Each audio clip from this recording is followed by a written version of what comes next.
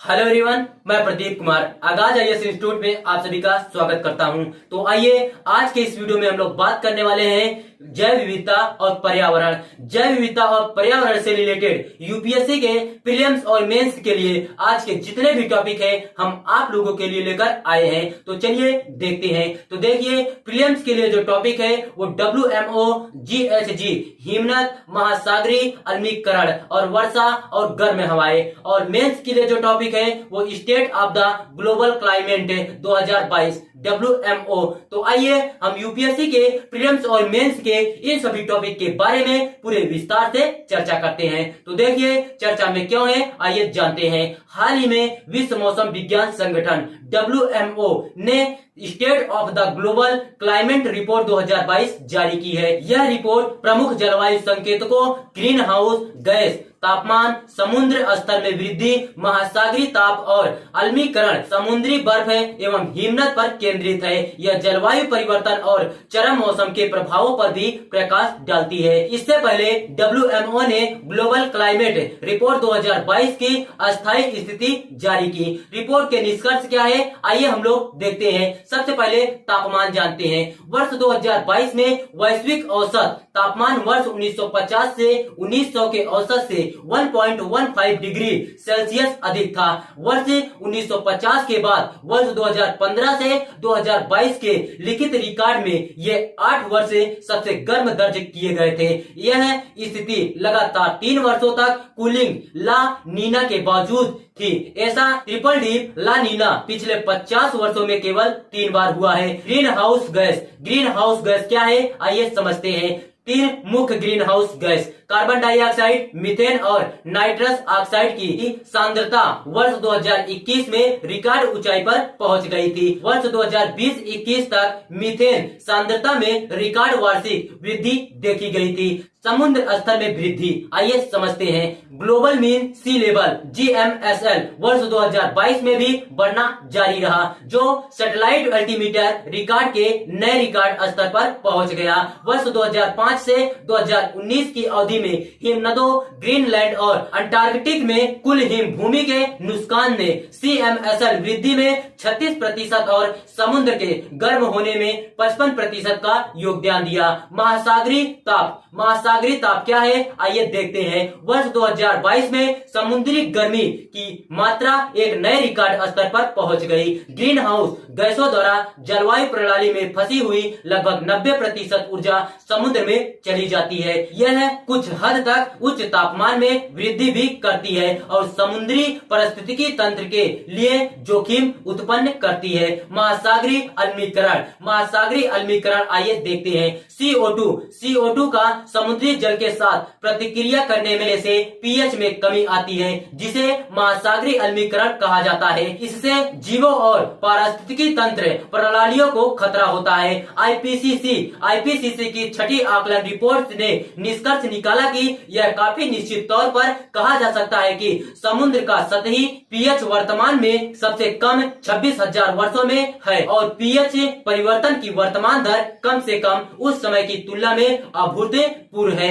समुद्री बर्फ आइए देखते हैं। अंटार्कटिका में समुद्र बर्फ के घनत्व में फरवरी 2022 में रिकॉर्ड सबसे निचले स्तर पर 1.92 बिलियन किमी तक की गिरावट आई और दीर्घावधि 1991 से 2020 औसत में तुलना करें तो लगभग 1 मिलियन किमी नीचे है। हिमनद आइए देखते हैं। अक्टूबर 2021 और अक्टूबर 2022 के बीच औसतन 1.3 मीटर से अधिक की मोटाई में बदलाव के साथ हिमनदों में बर्फ की कमी हुई है, तो पिछले दशक के औसत से काफी अधिक है। सर्दियों में हिमपात में कमी। मार्च 2022 में सहारा मरुस्थल से आने वाली धूल और मई से सितंबर की शुरुआत तक हीट वेव के कारण यूरोपीय आल्प्स में अभूतपूर्व रूप से हिमनद पिघले। जलवायु संकेतकों के रिकॉर्ड उच्च आंकड़ों का प्रभाव क्या है, आइए देखते हैं। पूर्वी अफ्रीका में सूखा, सबसे पहले समझते हैं। लगातार 5 वर्षा ऋतुओं में वर्षा औसत से कम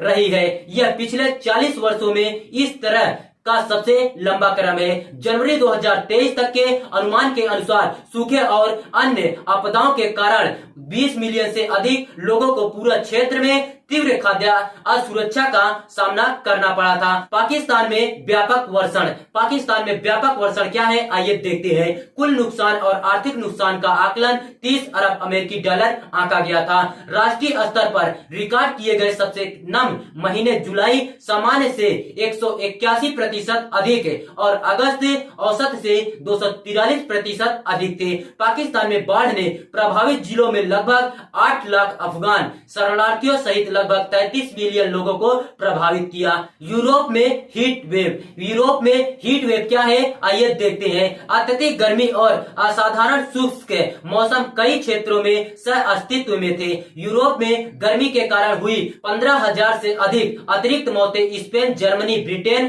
फ्रांस और पुर्तगाल में दर्ज की गई। चीन ने आधिकारिक रिकॉर्ड की शुरुआत के बाद से अपनी सबसे व्यापक एवं सबसे लंबे समय तक चलने वाली हीट वेव का अनुभव किया, जो जून के मध्य से अगस्त के अंत तक रही और यह सबसे शुष्क गर्मी रिकॉर्ड 0.5 डिग्री सेल्सियस से अधिक रही। इसके अतिरिक्त यह अब तक की दूसरी सबसे शुष्क गर्मी थी। खाद्य असुरक्षा क्या है, आइए देखते हैं। वर्ष 2021 तक 2.3 मिलियन लोगों को खाद्य असुरक्षा का सामना करना पड़ा, जिनमें से 924 मिलियन लोगों को गंभीर खाद्य असुरक्षा का सामना करना पड़ा। अनुमान है कि वर्ष 2021 में 767.9 मिलियन लोग कुपोषण का सामना कर रहे थे, जो वैश्विक जनसंख्या का 9.8% है।